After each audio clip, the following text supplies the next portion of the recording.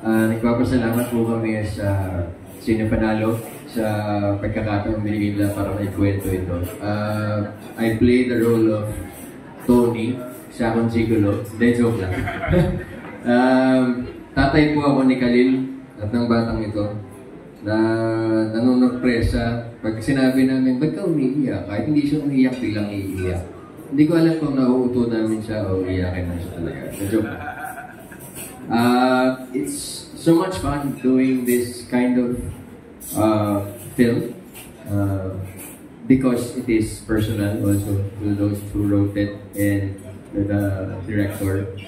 And ako personally, I related to it because one, I am a father. Two, I had a father. So, wala na rin. And para sa akin, the journey of the story, the journey of how the story was told, parang ang dami lang niyang nabuksang ideas and ang dami lang niyang na-touch na points dun sa personal na buhay ko din.